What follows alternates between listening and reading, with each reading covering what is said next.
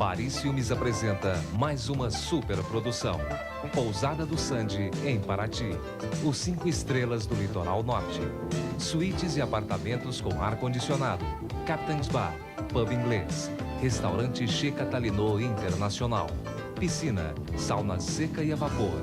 Sala de jogos. Enfim, tudo o que você necessita para seus fins de semana ou férias 5 estrelas. Passeios de escuna e barco pelas Ilhas Encantadas. Conheça também a cidade histórica de Paraty, com sua arquitetura colonial portuguesa do século XVIII e as autênticas igrejas da Era do Ouro.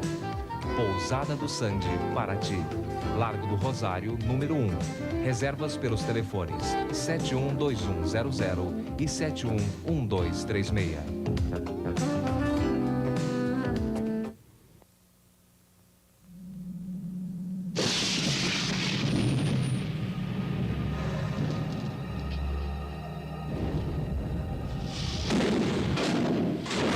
Enter another world. We just hanging around this slaughterhouse waiting for our turn. Sir, the power's down all over the prison. Where something is trapped in the dark. Something grabbed hold of me. Some things just won't stay buried. It's something evil. I summon the creature of darkness. It's something inhuman. What's happening in there? And it's waiting for someone Come forth and show yourself! to open the door.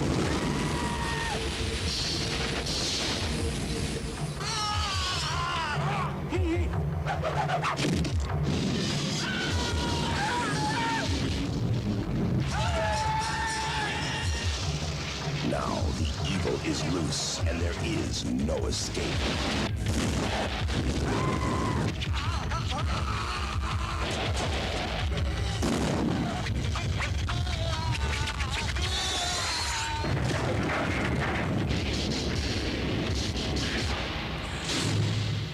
Not a pleasant place to spend one's life, is Miss Walker. Prison. Hey! Wait a Are minute. you looking for a little escape?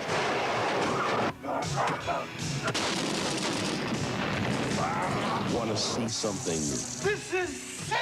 you don't see every day? Are you ready for a whole new Hulk Hogan? Hulk Hogan is ripped. To the world, he's a hero. But to this man, he's history. Zeus. Stand back. Way back. Get ready for the battle no ropes can hold. No ring. No referee. No rules. Gentlemen, it's time. No holds barred. This is an unprecedented display of strength and determination! Pânico está nas ruas. O crime está às soltas. E uma mulher está em cena. I'm a reporter. Brooke Shields I'm ready. é a repórter favorita de todos. Brenda Starr Oh my gosh. ela não somente encontra a notícia, Wow, let's have it. ela a vive. Timothy Dalton é o forasteiro.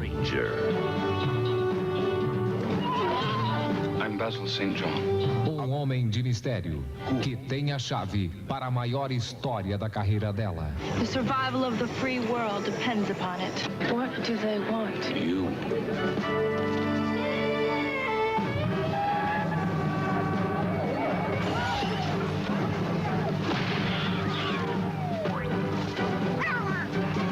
Perigo tem uma nova forma. Hello. Romance tem um novo sentido. Take us to the Amazon. The horses go extra. E ação tem um novo estilo. Wow. Never tangle with a redhead. Brooke Shields, Timothy Dalton. Basil. Brenda. A aventura nunca pareceu tão boa. Brenda Starr.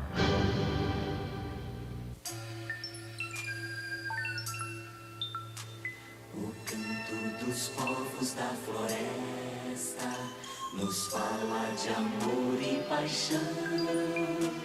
As águas, os bichos, as praias, os peixes que as lendas fizeram canção. E desta janela o mundo é tão verde, voar é a maior emoção.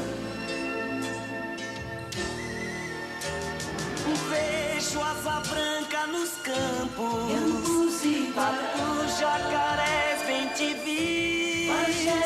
E o meu coração voa neste avião. Ecoturismo, consciência de preservação de nossas reservas.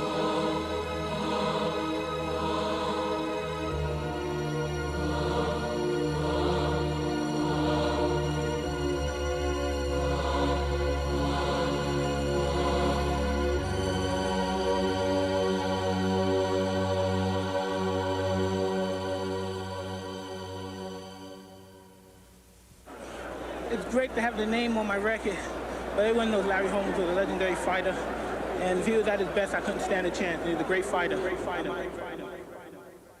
My father left home at my early age, and it was just my mother. My mother worked, she scuffled, she took every nickel and dime she could to clothe all of us. And remember, it was like 12 of us, 11 of us in the family.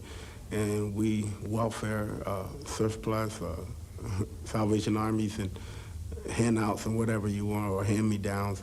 And that's the way we lived. And so I had something to fight for. I started my boxing career in an anti-poverty program called the Job Corps. I entered the Job Corps to get a high school education because I was a dropout at 16. Lyndon Johnson started this program for underprivileged kids. I went in actually to get another chance to play football, but it just so happened I found boxing. I went to college. I got tired of going to college, so I went home. My dad said, if you stay, you pay rent. So the next day I joined the Marine Corps. And as a result, I played football in the Marine Corps for one season. And then they started taking people off the team, and they started sending them to Vietnam. So I looked around, the only thing that was left was boxing. And if you became good enough, you became more or less propaganda for the Marine Corps, and they wouldn't send you.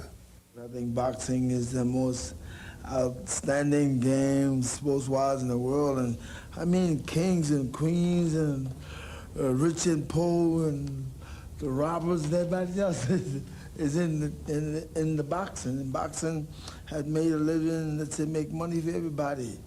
So I had nothing bad to say about boxing but love it. Just imagine how I had 112 amateur fights, all those pro fights on, and look at me. Look at my nose, perfect shape, lips, face. And I'm not boasting. And it's hard to be humble when you're as pretty as I am.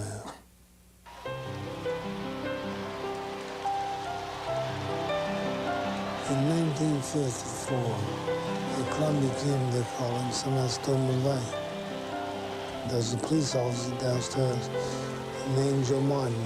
He was training boxers and told me to learn to fight, so if I find the boy stealing my bike, I'll beat him up.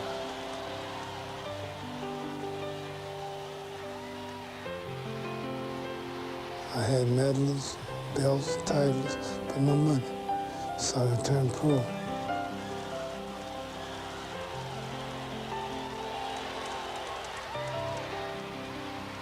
1961, $3,000. And my mother paid off some bills. I kept a couple hundred. I liked that, and I kept fighting. And went down to Florida with Angela Dundee and started from there. And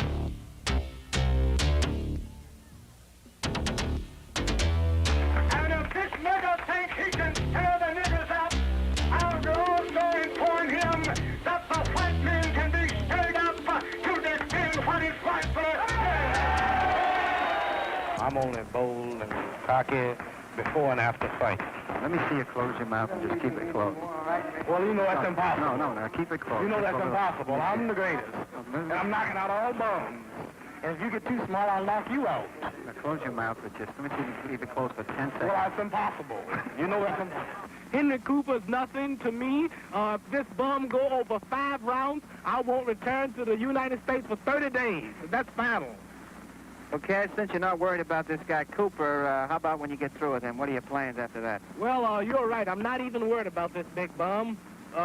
Cooper will only be a warm-up until I get to that big, ugly bear, Sonny Liston. Right, bodyguard? Right, right.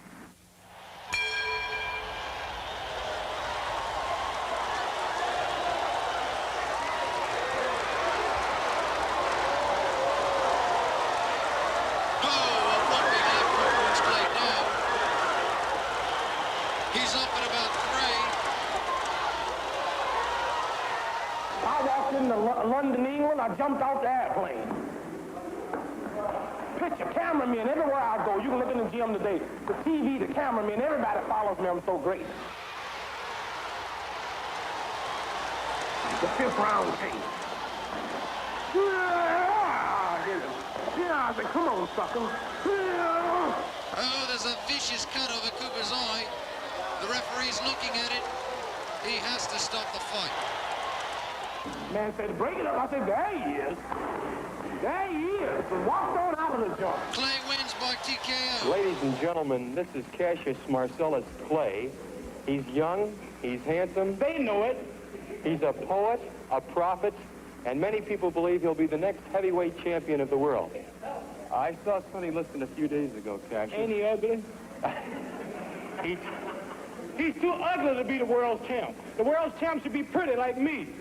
Well, he told me to bet my life that you wouldn't go 3 rounds. Well, if you want to lose your money, then bet on Sonny. Oh, may I ask you this? Because I'll never lose a fight. It's impossible. Tell him. It's impossible. Never lost a fight in your life. Ask any of my fans when was the last time they lost. I'm too fast. Champion from I'm the the crib. king. Born the champ. Born the champ from the crib. Ah!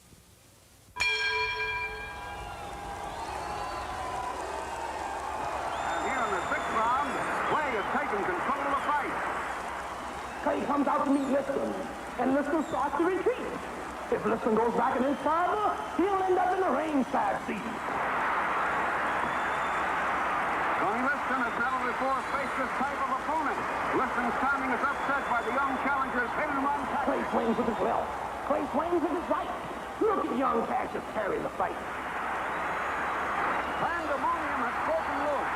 Tony Liston has not come out for round 7. Yes, the crowd did not dream when they put down their money that they would see a total eclipse of the sun. I am the king of the world. Hold it. Hold it, you're not that great. I'm a bad man. Wrestling out so here. great, I don't have a mark on my face. Yeah. And I upset Sonny Liston, and I just turned 22 years old. I must be the greatest. I told the world, I talk to God every day. If God's with me, can't nobody be against me, Sonny. I still got the world.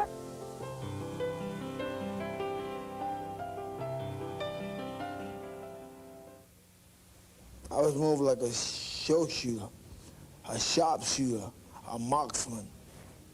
Everything that I went at that particular time, I made sure that it was on target.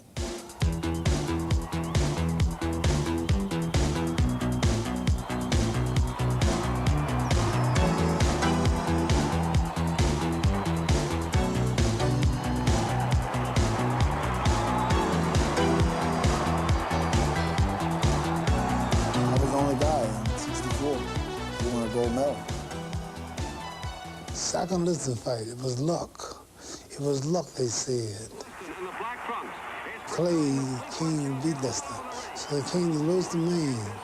I said, I've invented the anchor punch. And it's so fast, slow motion cameras can't detect the speed. A short, jolting right to the jaw, and Liston goes down. Champion refuses to go to a neutral corner, and referee Joe Walcott tries to push Clay away. Liston still hasn't heard a number and doesn't have the slightest idea what the count is. I don't want to mess with your trainer. I just want you to know that from now on, you are the rabbit. Floyd Patterson, the hare, the rabbit. George Cavallo, the washerwoman. And during the times we fought, I gave my opponents names. And I said, after I retired, there'd never be another one. And there hasn't been nobody since me.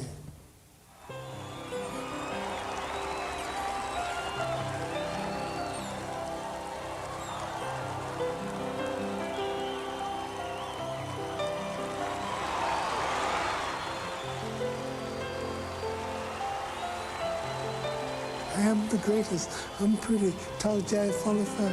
He's cocky. So ringside, I heard people say, knock the nigga out, hit the nigga. These certain rednecks in the crowd.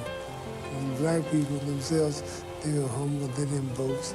So when me hung, I am the greatest. I say things they want to say, but they're frightened. They want to say what I say. They want to talk back to the white master. They want to reject Vietnam. They want to be cocky. They want to be fearless. So they love me because they saw that in me.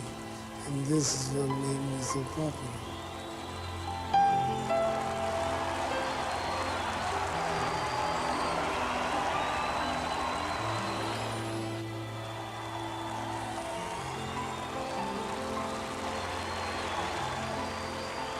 I never liked the word killing thing because my intention was to win, but never to kill. Even when I knocked the man out, I was happy to see him come back to.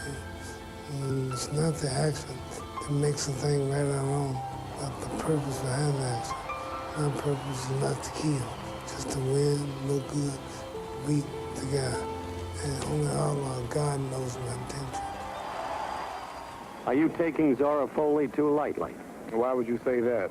Because every indication has been that you're confident that you can beat Zora. I'm confident I can whoop all of them. This ain't nothing new. My image has been confident. What you trying to make it look like something new for? I'm always confident I can whoop all of them. You're being extremely truculent.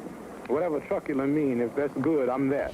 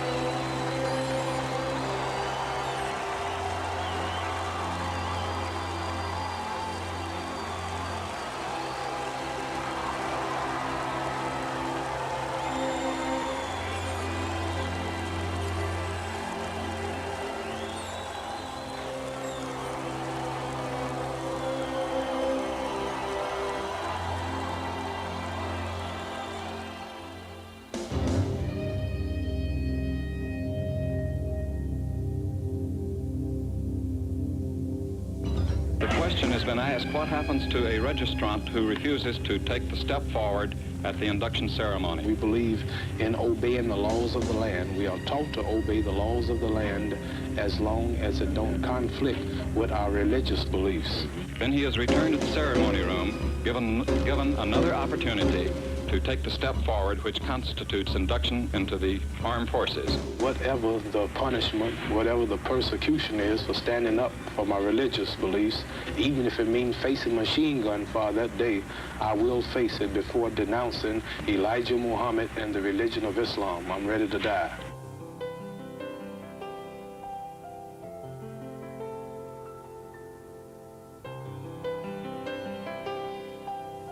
You were very, largely responsible for the black community rallying after the death of Martin Luther King to be a proud race. How do you feel about that comment, Kenny? Give up boxing for a while because of his religion. He was a man who believed in what he taught, what he said. Mm-hmm. And not many men will do that.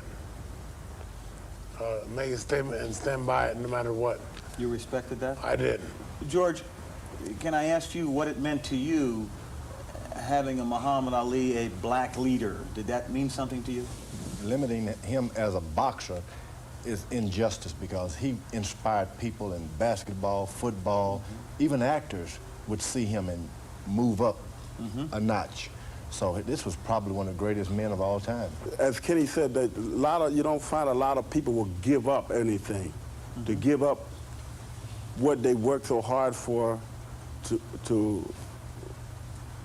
just to lose it all, to try to prove a point. I don't believe in, let's say, Muhammad religious. That's his religion, and if he believes that's good. But I think if he had he didn't have to go to war. He didn't have to fight nobody, he didn't have to shoot nobody. I think he could represent the blacks as one of the greatest champions that ever lived. Just don't let it go and wave his hands up high. He never put a gun in his hand. Reggie, I can't take no more. You gonna go after him?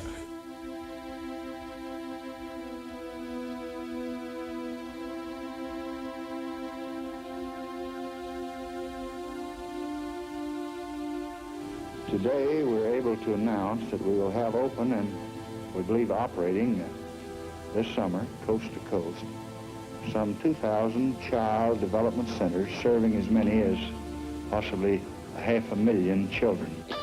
We called our program Project Head Start. I am a product of a compassionate America. I'm proof that when a country does not give up on its underprivileged, good things can happen. Probably it was the style to be compassionate during the 60s when I got my push. Of course, things go in and out of styles, and probably the last few years it has not been in style to be compassionate. And of course, I think that things are leaning toward that way, and then when it does, everybody can comprehend people convincing the poor that they can. Right now, it's just not in style.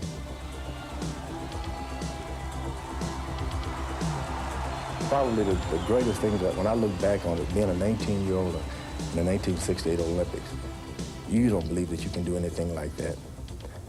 They put in that uniform on you with the USA and robe you down with a parade uniform, and it's like a dream, and it didn't end, even though to this day it hasn't ended. Some kids grow up knowing that they're an American. I grew up out of the gutter, robbing and stealing, hiding from the police. I was told at maybe 12 years old, one of my cousins caught me shooting hooky from school once.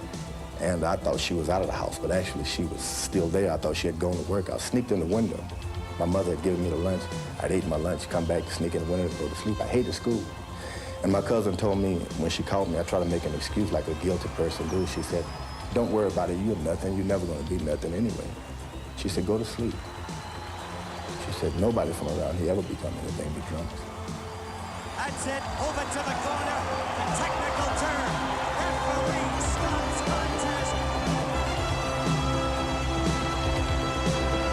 Generally, we would bow to the audience or the judge to show our humbleness. This time, after I won the match, I actually had won. I bowed to the judge, and I had the flag on my side. You forget about the complexion and all of this. You want everybody to know what country you're from. And everybody started cheering, so I started waving the flag. No demonstration or anti-demonstration. It was just an emotional moment. I wanted everybody to know that I was from the United States of America. We were named after our slave masters when we first was brought to America. We were robbed of all knowledge of ourselves. If I said, here comes Mr. Chang Chong, you'd picture a Chinaman. If I said, here comes Mr. Khrushchev, you look for Russian. If I said, here comes Mr. Goldberg, you look for Jew. If I said, here comes Mr. White Cloud, you look for Indian. If I said, here comes Mr. Castro, you look for Cuban. Here comes Mr. Lumumba, Mr. Kenyatta, you look for African, a black man. Now, what's your last name? Whatever I get involved in, I want to be the best at it, and I want people to be satisfied.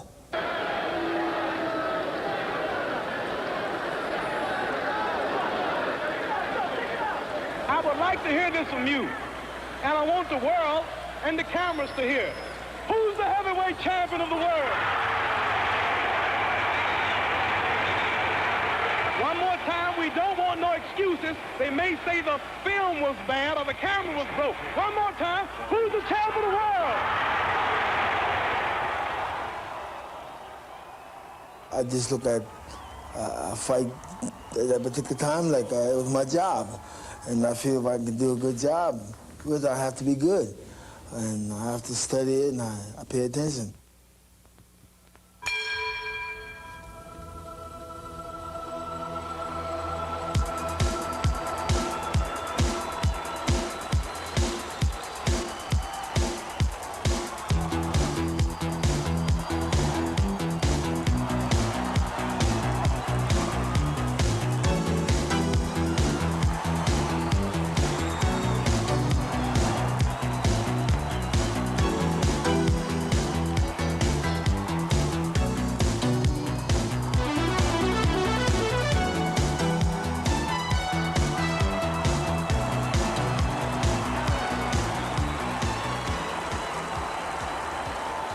And we fought in all the wars.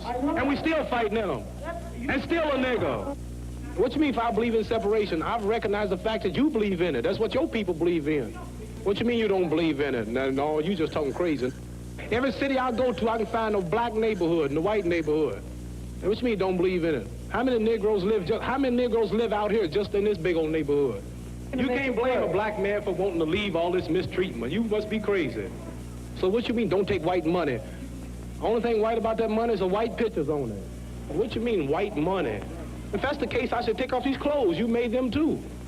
I shouldn't fly in your airplanes. What am I going to do? Just go out and lay down somewhere and hide in the mud hole?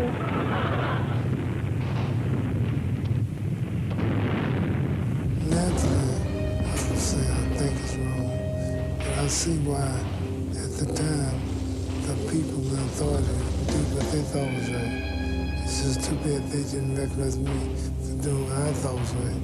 So, yeah, it kept me out of the game a while, made the comeback bigger, and most people recognize me today mainly from my beliefs that stood up for more so than the boxing.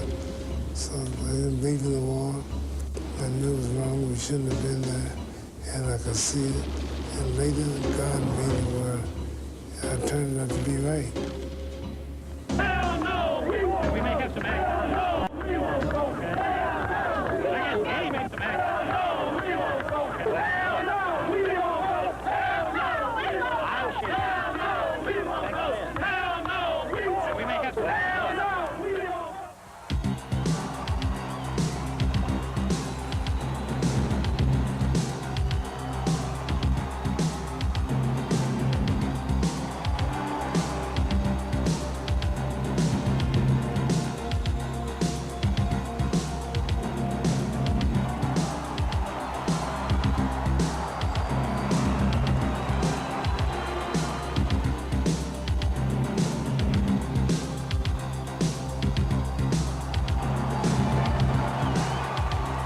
Boxing authorities, people who will rank Joe Frazier over me and rank him the champion when I've never been beat. I have the belt in my living room that John L. Sullivan had, Jack Dempsey, Rocky Marciano, Gene Tooney, Jack Johnson. Traditionally, I have the real belt. And for Joe Frazier to be a champion, he's got to beat me. See, those eliminations were only imitations. He's not the real champion. It always been in my mind to face Muhammad because he was the guy that always on television running off at the lips and, and say what he can do. I said, I don't believe that. Joe's gonna come out smoking, and I ain't gonna be joking. I'll be pecking and a-poking, pouring water on his smoking. Then this might shock and amaze you, but I will destroy Joe Frazier. Is Joe Frazier your cousin? That's right. He sure lives. And you think your cousin can whoop me? Uh-huh. You really do? Uh-huh. Anybody on my... Anybody on your what? Anybody in my family, I think, help me. Anybody in your family can whoop me? Yeah, help me. I'm sorry, Joe Frazier's your cousin. After I whoop Joe Frazier, you still gonna come in here and buy champ burgers? Uh-huh. If I beat him, you gonna still buy champ burgers? Uh-huh. All right. But try not to. Try not to. Try not to. Make the face of a gentleman.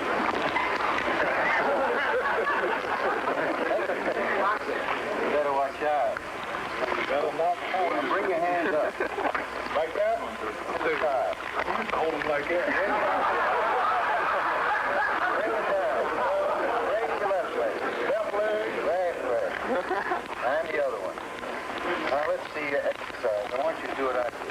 Bend down 20 times, touching your toes. You do it 20 times. You said do what you do.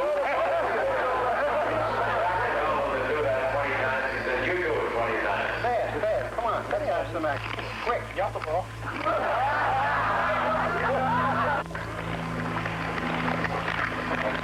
Pull it again,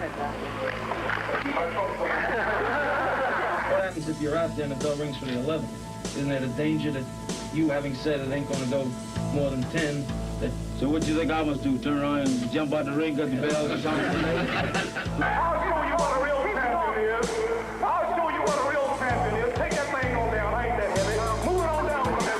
I'll straighten it all out. 215 pounds. 215 pounds. You know he's in trouble. I gotta go now. Are we gonna go?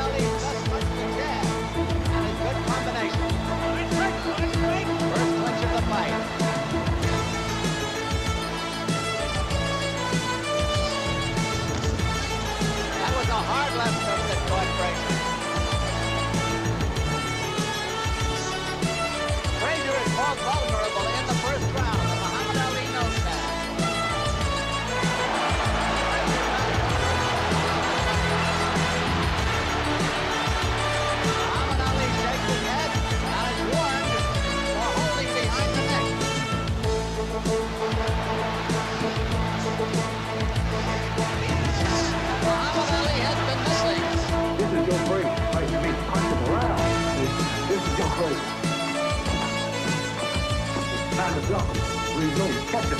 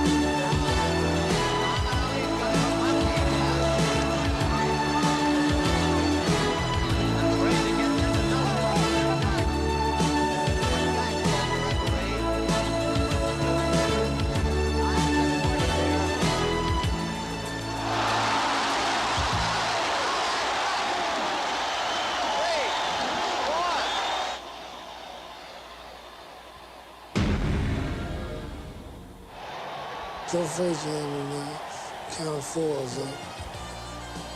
I've never been knocked out, never been really beat up. See, as what you just won't say about Muhammad Ali, I never took no beating, I never been beat up. I never been really knocked out with an hand canteen.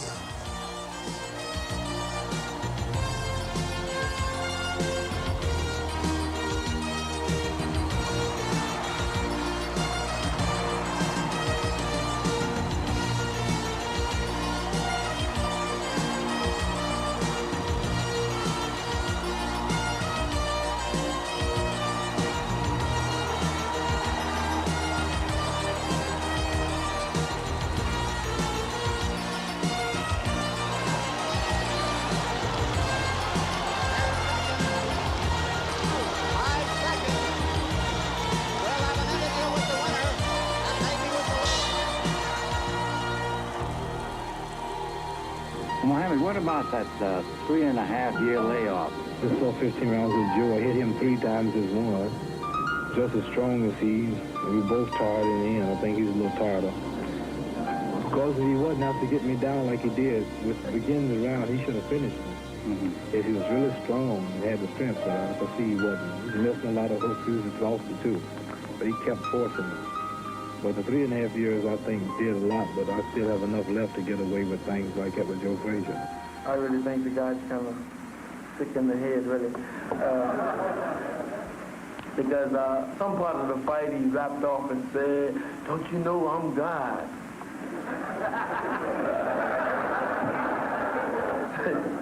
So he keeps saying it, you know what I mean? Every time he throw a punch, you know, "Don't you know I'm God?" And I got onto some of them questions. I said, "Well, God, you're going to get whipped tonight." Was there conversation during the 14 rounds? I remember round 14, I was saying, "I'm crazy. I'm bad." He said, "I'm crazy Don't too." you know I'm God? I'm not God. I wouldn't tell you, "Don't you know I'm God?" Yes, you said. I don't know. You said it. You heard something wrong. Told me you were God. I hit you so hard.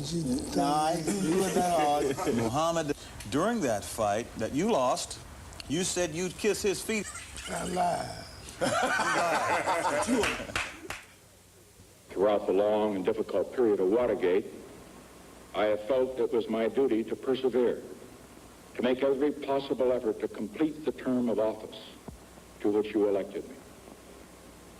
In the past few days, however, it has become evident to me that I no longer have a strong enough political base in the Congress to justify continuing that effort.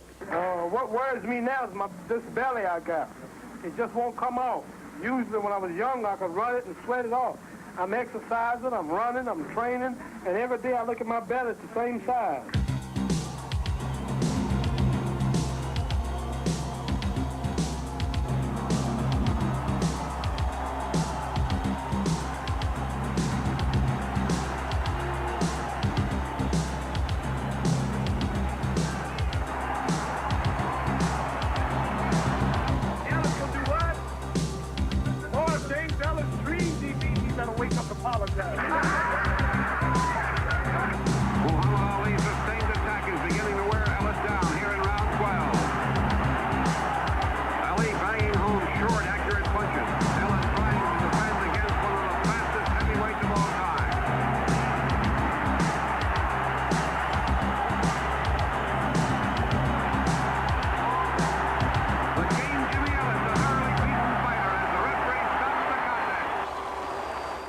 I was scared of Joe Frazier. Nobody could tell me anything weak about him because I know there weren't any weaknesses. He'd even beat Muhammad Ali at this point.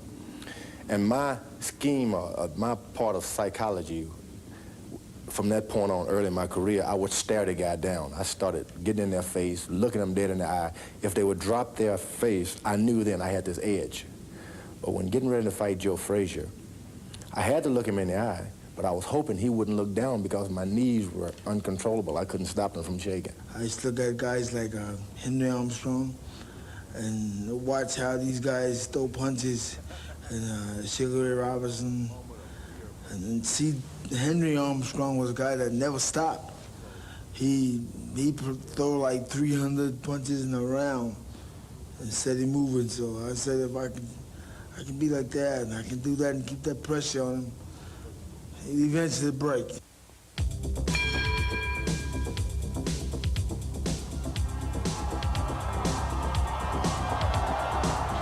This time, I had watched Joe Frazier fight, followed his whole career by being on his undercard. I remember seeing him fight Jerry Quarry, and Jerry Quarry was putting it to Joe Frazier like nothing. And after 4 or 5 rounds, Joe Frazier went in front of the camera, looked at his trainer and said, "Whoo," as though he liked it. And I kept thinking, I want to become champion, but I hope Joe Frazier die first. Foreman having a very good round. Frazier went down.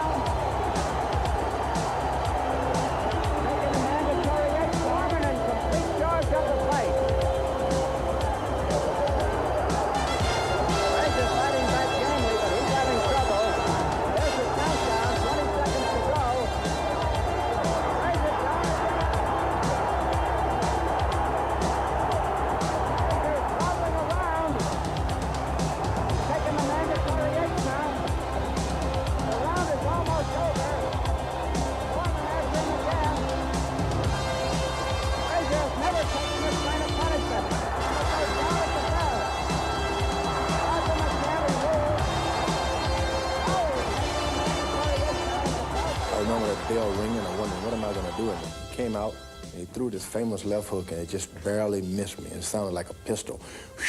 No, like a rifle, a bullet just going past your head. And I knew then that if I didn't hurry up and get that fight over, that I stood not only a chance of losing the match, but really getting myself seriously hurt.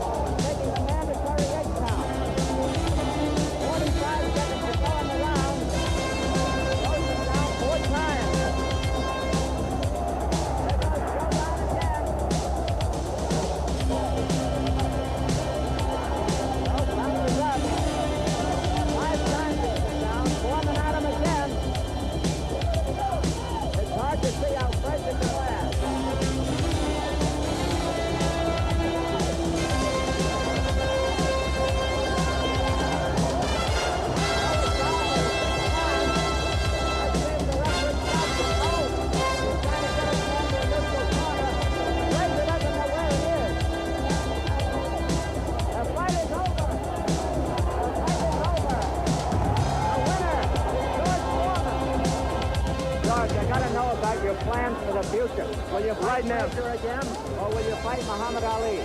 Right now, that was my main goal, was to win the World Heavyweight Championship. You got it now. I knew I could beat Ali. In my mind, I told myself I could beat him. If I had not have done it, I would have put on such a good show, or I would have done so much that would have been seen and put in a position where I could do more and fight more. My person will become bigger. See the way he's leaning over there, you can't land the right hand. He just keeps leaning over away from it. Plus the fact that when you're trying to land that left hand, that right hand... Well, like chess, I make a move to make him make a move so I capitalize. I didn't want to hurt anyone. I didn't want to get hurt. I just... It was competition, one-on-one, the highest point. Puts the fans out of their seats at San Diego. This is heating up, a good exchange of right hands. Ali looking to counter his left jab with a right hand over. Oh, the great right by Norton to the jaw of the ex-champion Muhammad Ali. He's one jaw round 2. And we went 10 more rounds. I didn't know it was broke. I just felt a little burning pain, so I took my teeth and kept my teeth closed because it felt better when I was holding them. I was actually holding the jaw in place. They found out after fast broke. If I knew my father's jaws broke, I would have stopped. Why? You think I'm a fool? Be fighting with a broken jaw, somebody hitting in my face, hard punches, and my jaw already broke, and man hitting on the tooth might break it more? Man, that's a dumb question. Norton wins. Norton wins. Ali, in my mind, is the reason that there's so much money involved in sports today. Not only boxing, but football, basketball. It all started with Ali and his gift for gab and his showmanship and his receiving large purses. Because before Ali, purses were very minimal. During Ali's time, they grew. After Ali, they just exploded. In the closing seconds of this fight. It's coming here from Los Angeles, and the near-capacity crowd has really enjoyed it as we have. Less than 20 seconds now, and Norton coming back here, pushing the former champion against the rope. He knows everything he's got into it. He knows he's blown this last round, and he's blown all chances because he gave away too much to start this fight. Less than 10 seconds remaining now. Will not be a knockout. It must go the distance, 12 rounds. A tremendous finish here put on by the former champion, Muhammad Ali, as the bell sounds, ending the fight. A split decision for the former champion of the world. I'm sure. I like the man quite a bit. When I had an accident. My wife told me he was about the third person to the hospital in L.A. By the grace of God, I'm still living, because I should have died. I was going on the freeway in L.A., on the Santa Monica freeway, and went to the top of the hill, and something happened, went over the hill. It's about a 35-degree angle, and I went over the side, and there was one tree. I found it. I had a skull fracture, broke my jaw, broke my leg, blood clots, you name it. I've always been very physical in my life. And to be that way so long, and then all of a sudden have everything turn, and then you're more or less crippled. You know, it's very traumatic.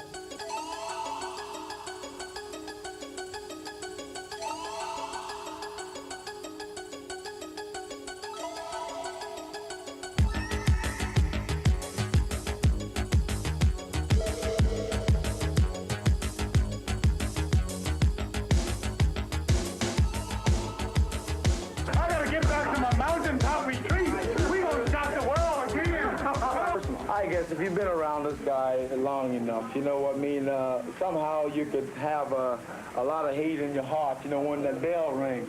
But otherwise, you look at him and laugh, there's something wrong with the guy.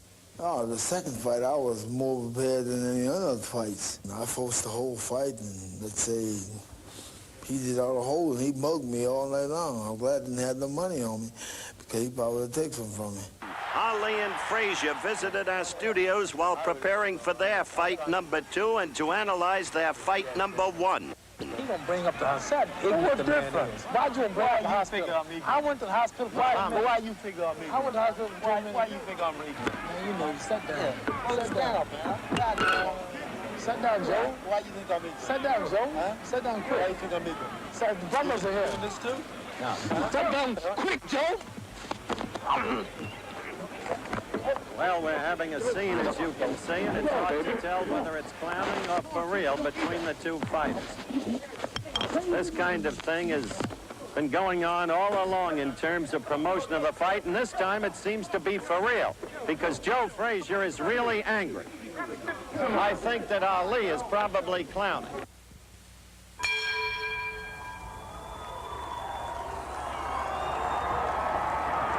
Joe is hurt. Joe Frazier in trouble here in round 2. Here, referee Tony Perez, unbelievably, tells the... And some people think maybe the referee or somebody has some money bet on Frazier and did that on purpose, thinking I'll knock him out. Let's just say it's that. Ali pouring it on here at the end of round 2. This is the 12th and final round. Frazier looking for that knockout here in round 12. Joe is going all out. Frazier tearing in there with dynamite punches.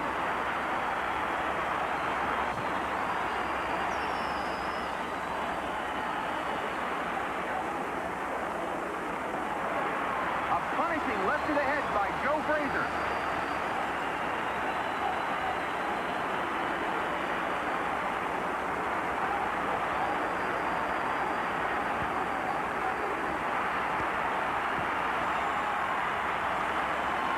Men pulling pulling out all the stops here in the 12th round.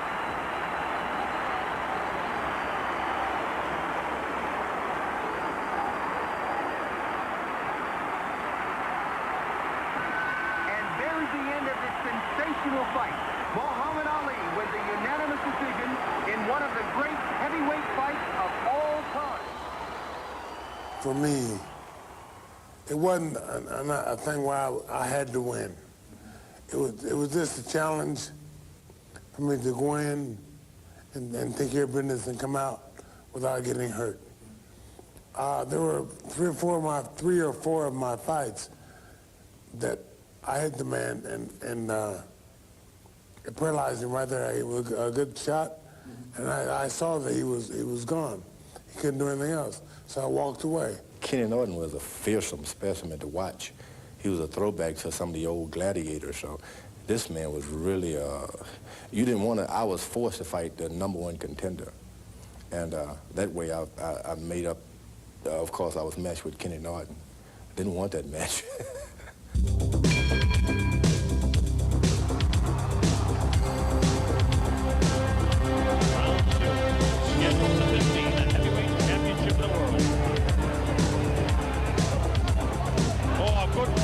Right hand, left-hand side of the face of Norton. Norton is a bit stunned, and Foreman is being up. And looks like Norton is really been staggered and put up against the rope. The referee is giving this a count. Yes, you'll have to take the 8 count. Okay, 17, and here we go with Foreman just banging on the second round. Norton goes down again. A left hand on the side of the head. Norton goes back and has to take another 8 count. No, he doesn't. He's like the referee has to stand. Right uppercut on the scrap. Second time. Oh, he's in Springfield. He doesn't know where he is. It's up to 5. North Vegas. And right here. Up to 9. 10. And 8. Are they going to stop it? It looks like it. Maybe all over, and it is not over. George Foreman retains the heavyweight championship. He hit Ken Norton just like he do all his opponents. Caught him early. Admitting his hard, but if the man can stay out of the way for 5 rounds, stick him, move, stay out of range, be in good shape, he'll retire George Foreman. This man depends on getting this man in the first 1 or 2 rounds. If he don't do that, he's frustrated. Stick him with left jabs and right crosses, tie him up and box him, and you'll retire. I'm the only man that's going to whoop George Foreman, and I'm going to whoop him of all places in Africa, in the Congo, where the Lumumba boys are. Ali, now that you have your cool about you and you calm down at this point, I want you to answer this question. How could that man go 24 rounds with you and only 2 with the heavyweight champion of the world? Because George Foreman is not as good of a fighter scientific as I am, but I admit he's stronger and he hit harder. I'm not a hard puncher. I'm not known for being a hard puncher. I fought many men like Floyd Patterson, Zoe Foley, George Chuvalo, who are stronger than I am. Many I couldn't knock out, Sonny Liston. But I'll tell you this, boxing ability, speed, whooping him on points, for the distance if necessary. Then I'll whoop him. Well, fight in your home territory. You couldn't be any happier the way this is coming up in September. Why would you call Africa my home territory? You've been telling me that for 10 years. That's right, and if you come over there talking like that, we'll cook you. George, tell me about the fight that you had with Kenny Norton. I really didn't want that fight, but I was put in a position where I had to take it by the governing bodies. And I didn't want to fight Norton. But he was advised, I figured because he is so good, and the word go around that George Foreman keeps his head straight up, that he would try for a knockout. I think if the fight had gone 5 rounds, he could have whipped me too. But he started throwing big hooks early, and we got into an exchange, and I got the better of him. And I kept thinking, I remember I knocked him down. I said, I better get him while he's down, too. I even got him then. I didn't want him to get up. Oh, fart. I didn't want him to get up because I knew if this guy get warmed up, this fight would never end. Did you try to go blow for blow? I was going to go out, act like I was going to go toe-to-toe, make him load up, back off, and counter, and use my hook.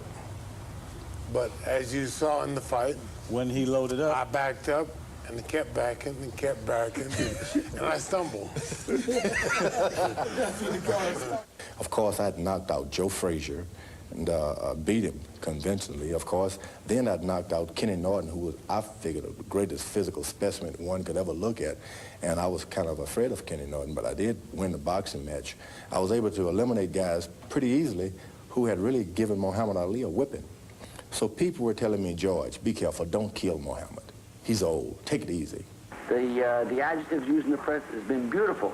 The more strong man they make this guy, the better I like it, because my father's got plenty to shoot for now. He's the underdog twice, going to shock the world and become the heavyweight champion of the world again. I've always said he's the greatest heavyweight of all time. He has to lick Foreman to make the press admit this. I've been working 4 months for this fight. My weight today is 214 pounds. That's fight weight already. I'm way ahead of schedule. My timing, my accuracy, my reach will be 1.5 inches longer. The man is slower. The man is flat-footed. The man don't stand a chance. The stage has been set. This man is supposed to annihilate me. 10 years from Sunday Lipton, I was supposed to get at that time. I think it's befitting that I go out of boxing just like I came in, shocking the world by beating a big, bad, ugly monster that nobody could beat. I got into Africa 15 days prior to the boxing match, 10 days prior to the boxing match. I suffered a cut, and they wouldn't let me out of Africa. I found out quickly that all the airlines flying in and out were controlled by the people and the president of Zaire or whatever, and George Foreman could not leave town.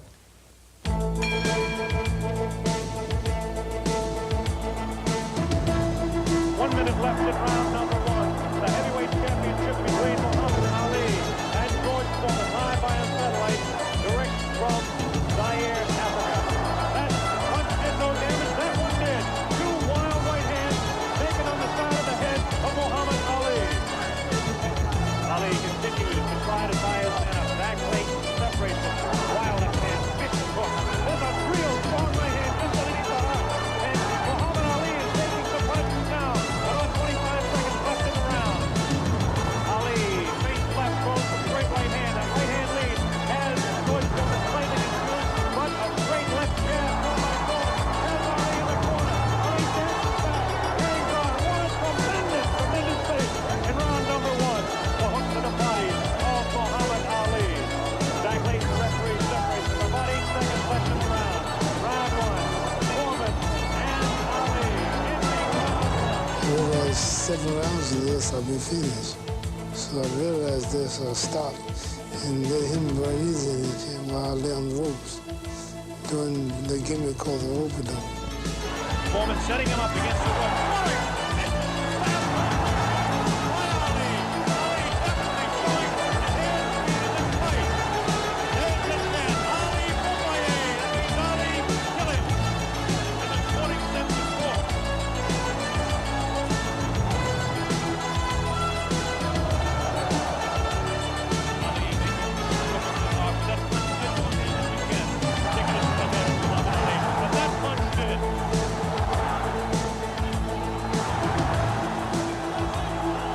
I hit him with a good shot. You know what he told me? That's all you got.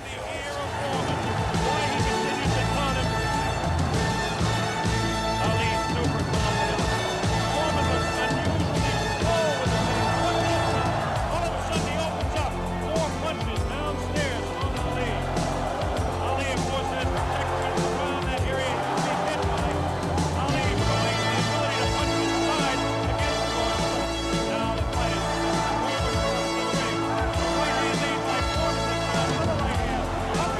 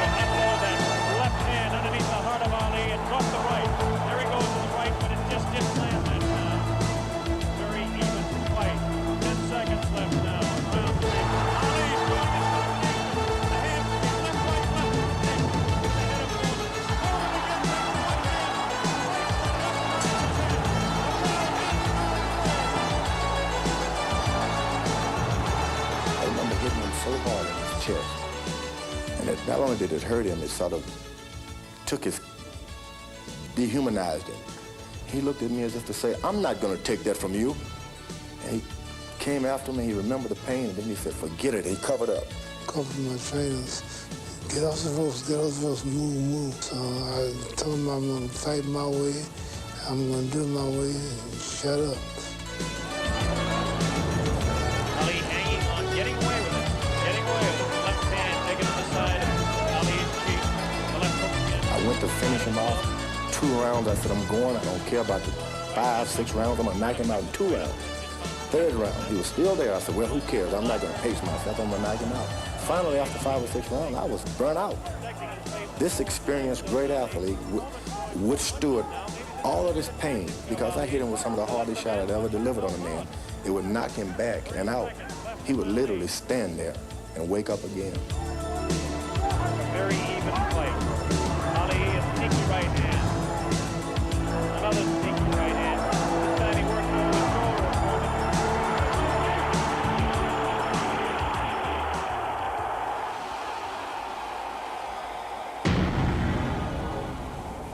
I burnt myself out, and he caught me with a right hand just as I was walking and following him without any respect, just trying to get one shot in. Tricked me, moved off the rope with this lightning speed that he was not supposed to have at his age. 1-2 combination caught me right on the chin. I said, I can't believe it. I hit the floor. Actually, I hit the floor again with my fist. I waited for my corner to tell me to get up. A boxer is not supposed to get up. He's supposed to wait until his corner say get up.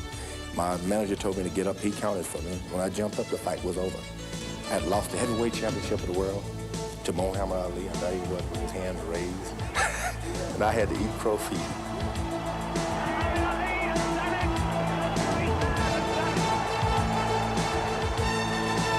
Everybody stop talking now. Attention. I told you, all of my critics, I told you all that I was the greatest of all time when I beat Sonny Liston. I told you today I'm still the greatest of all time. Never again defeat me. Never again say that I'm going to be defeated. Never again make me the underdog until I'm about 50 years old. Right. Then you might get me. I told you I'm the real champion. I told you I'm the champion of the world. All of you bow. All of my critics crawl. All of you suckers who write the Ring magazine. All you who criticize Muhammad Ali, I want you to bow, crawl, because I'm back. Thought I was gone, thought I was old, washed up, thought I couldn't talk no more, thought I was through. And then tell the whole world I'm back. It might be the first black man to go on the moon. Come to Muhammad Ali. Do you think to this day that the ropes were made loose that night on purpose? Everybody needed an excuse. I couldn't live with myself without an excuse, so I blamed it on the rope, I blamed it on everything. That devastated me. I was undefeated.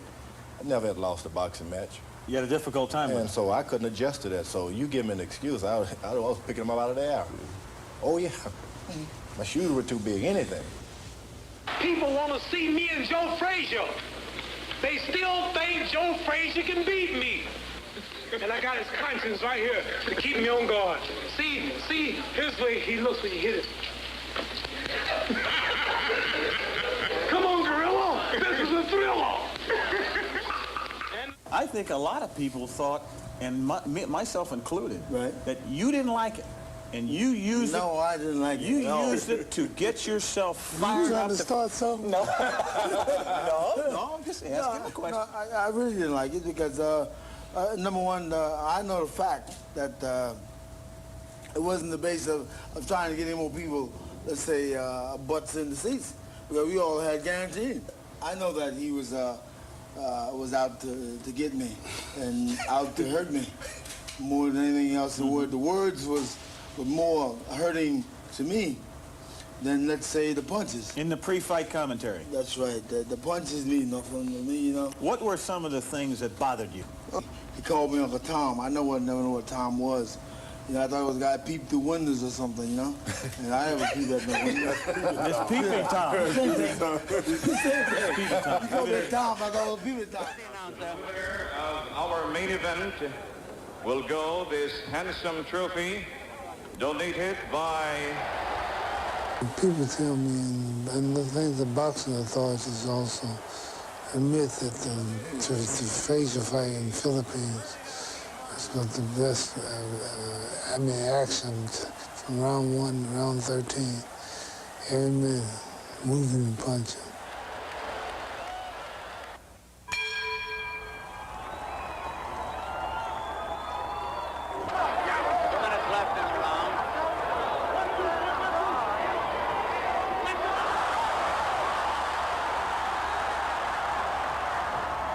But it was the same thing again. I was behind in that particular fight.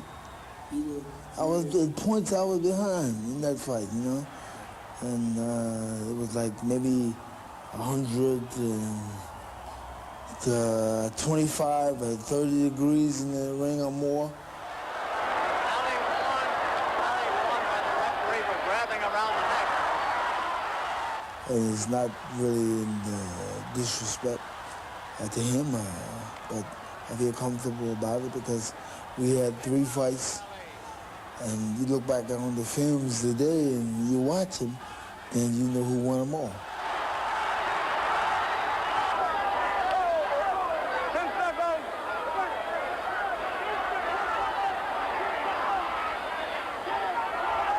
Frazier looks awful tired, is puffed around both eyes now.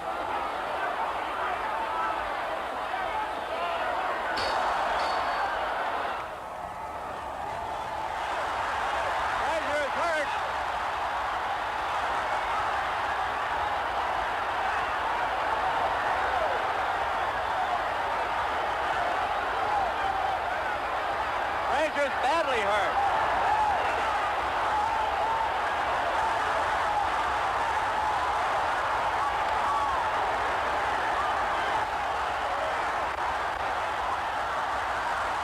It was just as many blacks had on his lips closed as white.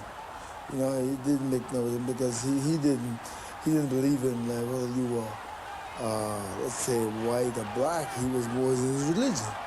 That's what it was. If I wasn't a Muslim, you know, you wouldn't move. You was as bad as being white. You know what I mean? Yeah.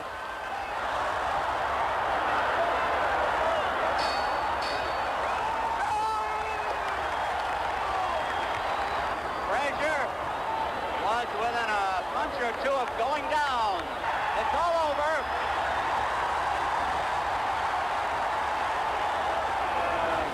I bet 2-1 for you. Although you don't need the money. So Frazier still wants to meet me today. Oh, that may be a good joke. If you're watching this, after I come back from Kong, your son, I'll come back for you. So I'm not going to say nothing bad about Joe Frazier. Joe Frazier, I love you. We brothers. You my man. And I ain't going to let this man start another fight. It's always some white man trying to get 2 brothers to fight. I ain't gonna let this white man get me in trouble. And here comes Joe Frazier, a man who has brought nothing but decency and integrity and indefatigable effort to his trade. And look what he's done. Look what Joe Frazier has done. He shaved his head. Frazier trying to fight back. Foreman dominating. Round 5. Foreman got in good coming. And again, you saw it there. Frazier's hurt. Frazier's hurt again. One right hurt Frazier. Frazier's down. Frazier is down from a right. The mandatory 8-count. George Foreman looking revived tonight. Frazier getting the left. Frazier getting the right. Frazier taking it from George Foreman. Foreman again with the right. Second knockdown in the round. One more knockdown. This fight is over. George Foreman struggling to Frazier, struggling to his feet. George Foreman poised in the neutral corner. Look at him. In total command now. And Harold Vallon says to the fight is over. George Foreman wins in the 5th round by a technical knockout.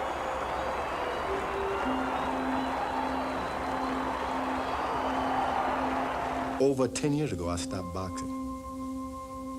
At an age where everybody said, hey, you shouldn't do it. I became a full-time evangelist. And I would read articles about George Foreman as a coward. He's scared. He's trying to make up an excuse. He's got a crutch. He's a coward. Now he's using the crutch as the Bible. The Bible is a crutch. I had to eat all that up, and I did eat it for 10 years. And I took on that challenge and was a full-time preacher and minister and took care of churches and built them and traveled around the world, giving my testimony when a lot of people looked at me oddly. That was the true challenge. The true challenge was not the staring Joe Frazier and Muhammad Ali down, but picking up a Bible and going around the country telling people that God loves you. I feel good. How I look? I feel good. When I walk about 12 miles in the morning from here to Hollywood. About 12 miles. And some days I go to gymnasium and work out 12, 13 rounds on the bag jump rope. I don't feel no physical weakness or sickness. They say I have Parkinson's syndrome, but I don't shake. And people with Parkinson's,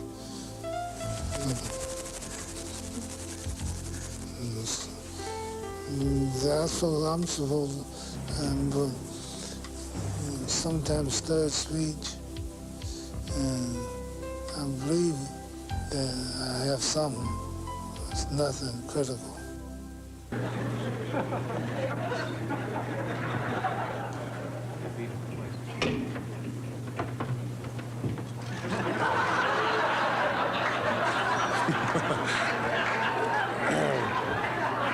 As long as red, I'm gonna see. I feel that my main asset is going to be given by Ali because of the fact that, as I stated before, that he's going to stand there more now. He says he's not going to move as much, and he's going to walk to me more. So therefore, his head is going to be my main asset. On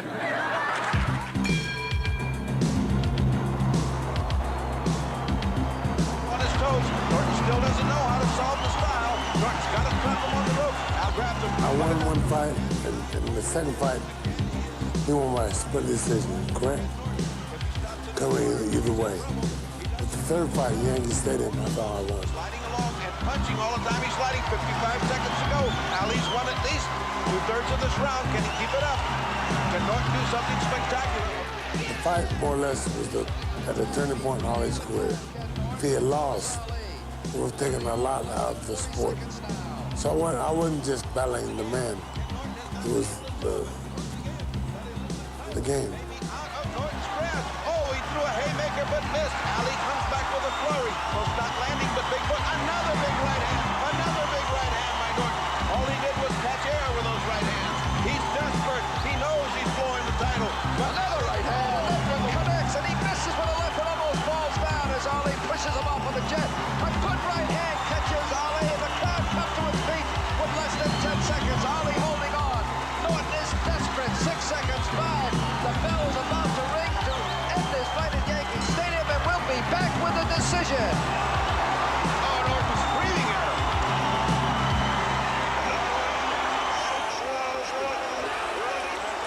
Muhammad Ali, still heavyweight champion of the world, and in his corner, Norton is crushed. He had no name, no prestige, no threat, so I said, I'll beat this guy. So I didn't really train like I should.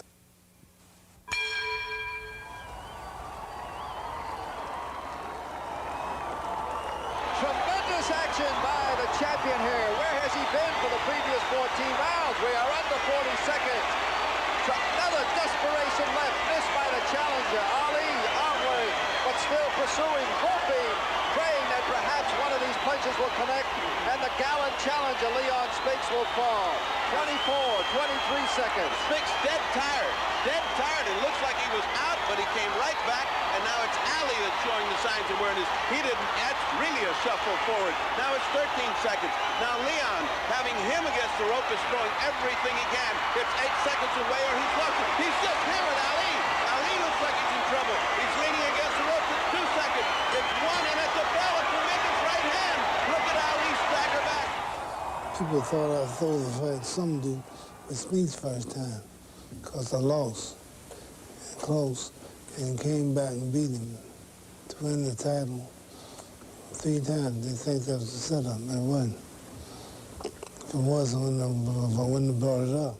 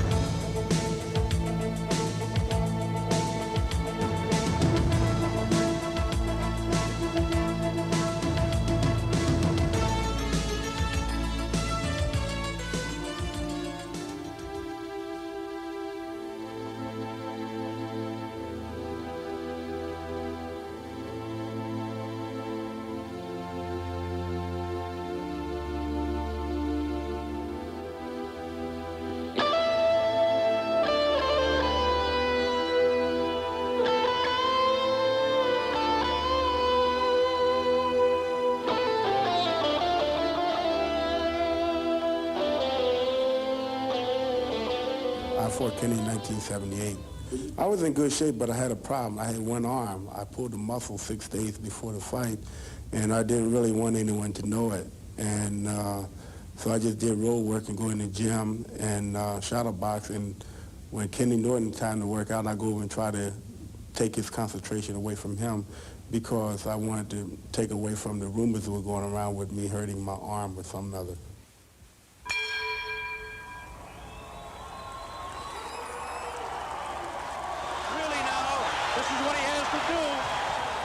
It meant something to me when I fought those guys.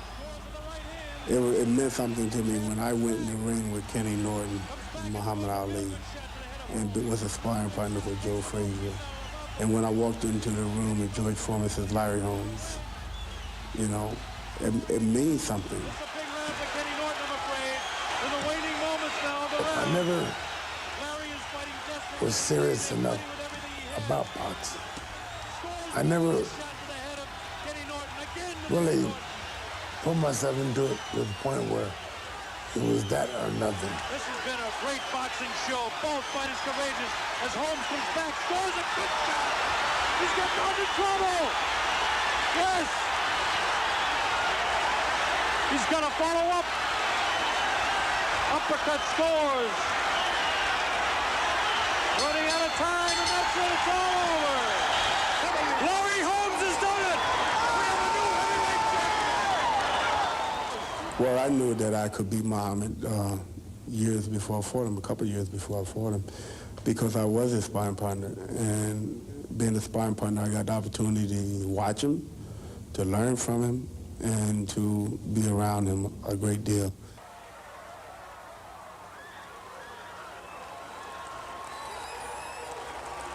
In the blue corner, the challenger, the 3-time heavyweight champion of the world, Muhammad Ali. Fighting out of Easton, Pennsylvania. He is going for a record 8 straight KO in the heavyweight title defense. He is the WBC heavyweight champion of the world, Larry, the Easton Assassin, Holmes. Whether Ali can pressure Holmes early enough to get to him to cause him trouble. He wants to prove he's got it over Ali. To me, he's a legend. He was a legend, he's still a legend. And you don't want to fight anybody like that, especially a guy who helped you. But Ali hasn't thrown any punches yet either. The time was off, and he saw the punches, couldn't take it. They tell me that's old age. You see it and you can't take it. See it coming, you can't get away. That was age.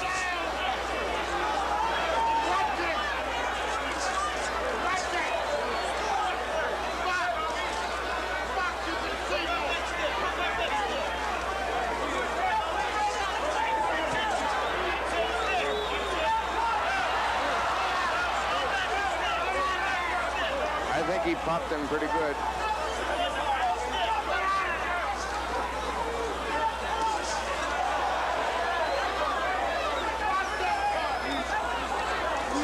I'm pleased that he's throwing it right.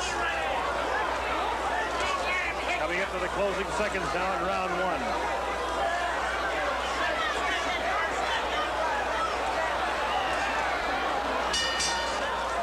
I didn't have no charisma, they would say.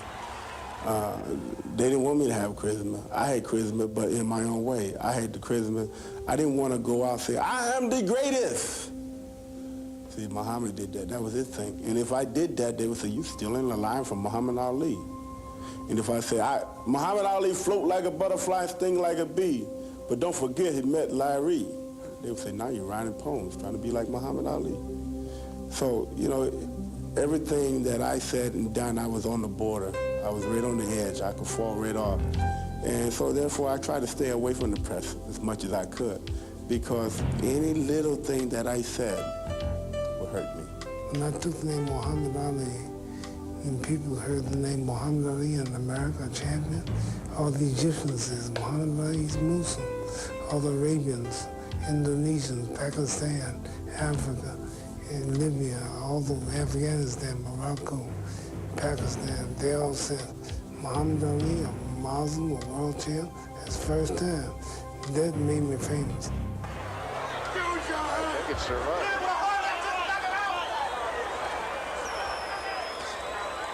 I always thought of a fair fight. I trained too hard for the fight. I didn't make an excuse. I should have did better. I was more worried about my weight than really conditioning. Larry just continues to tee off the whole story of the fight. And Holmes throwing punches and Ali doing nothing, just taking shots. 100 degrees heat and getting sweat. Something's wrong. Come on, that's it. Dig in, dig in. Bring it up, Big Jack. He's taking his dues, but it's the time now. He could lay down as soon as he found out that his arms weren't working. He's staying there. Title is one thing. It's not like losing a job or losing your life or losing your wife. He said that's lost. He handled it with dignity. And the Angela wants to stop the fight. And they all have bargained with him.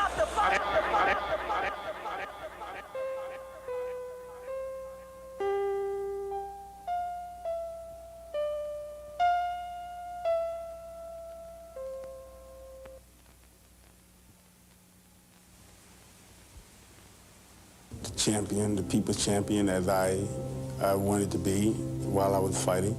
A guy who gave opportunities to fighters that wouldn't have got opportunities. A fighter who accomplished and set examples. A guy who walked the road that he wanted to walk.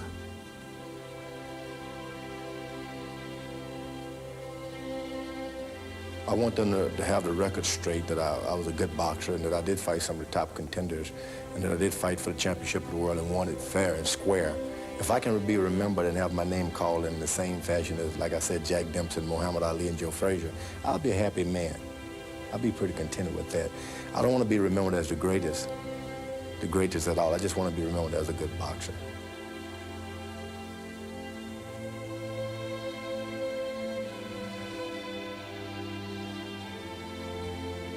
An intelligent being, a caring being, an individual, even though he was very competitive,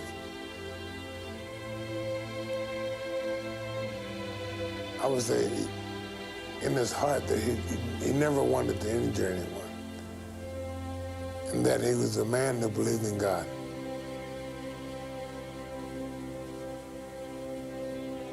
boxing is good to me. I love it. It just bothers me when I have people trying to shut it down. I mean, if you didn't make it good or you didn't make a couple of bucks and you wasn't a good leader, that don't give you the right to knock it down, because boxing have put a lot of bread in a lot of people's pocket. Same thing as love.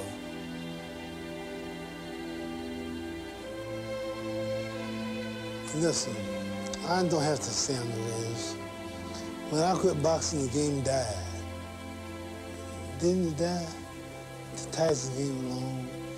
But still, when you watch Tyson, he's good, but he's no Muhammad Ali.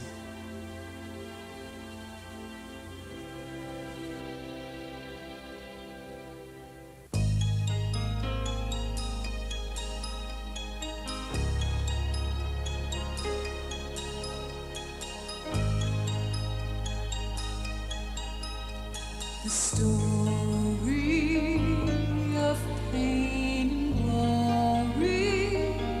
Now when I look at you, see it in your eyes, deep inside.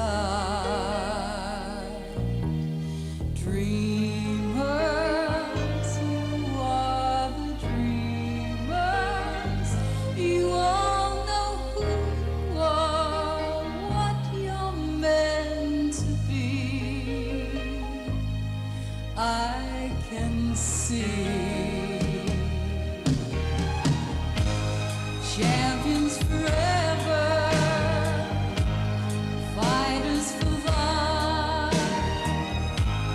caught in the battle with the will to survive.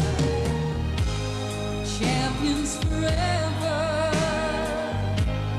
legends in time.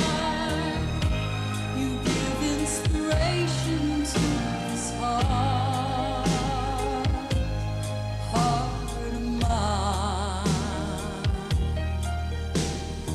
Heroes, you are my heroes, and you are everything I would like to be.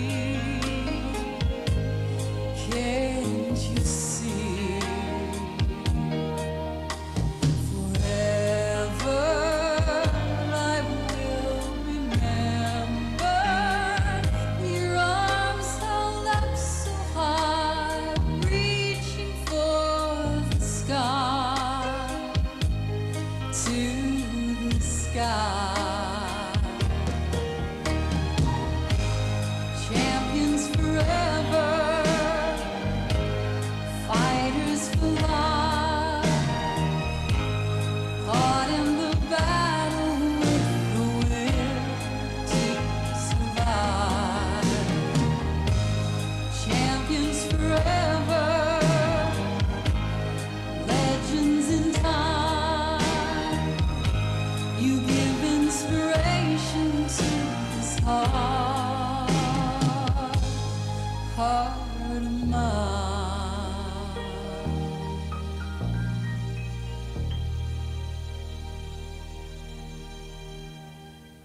It's fair.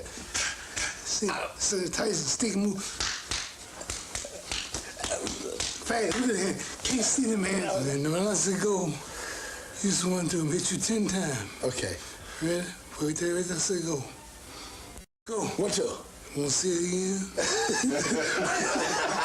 I could beat all those guys in my prime. The boxing. If they would take the book and study me as my career go, I would have to be the greatest of all time. I never heard boxers talk until I started. Now they're all out talking to me. The job of a champion is to get the championship. Make as much money as you can without risking it, your title. Mike Tyson is the champion. Now he's going to try to make as much money as he can without risking the title or being hurt. I could be champion of the world right now if I'm given the opportunity. The only thing that's stopping me now is the opportunity. George Foreman is ready. All I need to do is drink my milk and run down the street, and I'm ready. Wait till I come back and watch this. I'm going to destroy Mike Tyson. I tried to retire, tried to be cool, but I had to come back. I have to come back. I'm going to show the world that I'm the miracle man. And the miracle don't have to have it. I'm so big, I got so many followers in the world. If America wasn't on the map, I still got millions of followers and friends and brothers. So I'm going to take you back to Africa, to our homeland, Kong. And Kong, there we'll have the showdown. So I'll see you soon. If we can't get a fight here, we can go on the moon. Are we shooting now or are we just talking? We're just talking. Are we shooting? We may be shooting. Hey, man. If we were shooting. No. I must know up front. You get nervous about... I don't get nervous. I want to know up front, Leroy. He beat me one, he beat me that time. He beat you a second in his face. He didn't beat you He beat me that time. He didn't beat you the second time? Yeah. Whether he like it or not, the judges say hey, I don't know the second. We can't take no more. We had three fights. I'm getting sick and tired of it. Let's get it. We had 3 fights, you know. He won 2 and I won 1. 1. I'm ready to get over there. Don't get it. Don't get it. I got it. Hold Joe back. Hold Joe. Whoa.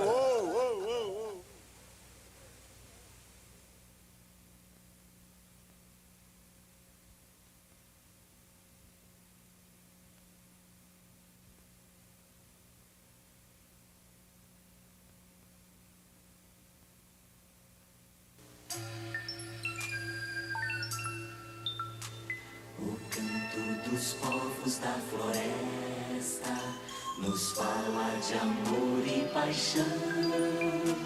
As águas, os bichos, as praias, os peixes que as lendas fizeram canção. E desta janela o mundo é tão verde, voar é a maior emoção. Vejo asa branca nos campos e patos, jacarés, bem te vi. E o meu coração voa neste avião. Leve feliz. Ecoturismo, consciência de preservação de nossas reservas. Parigui, parigui.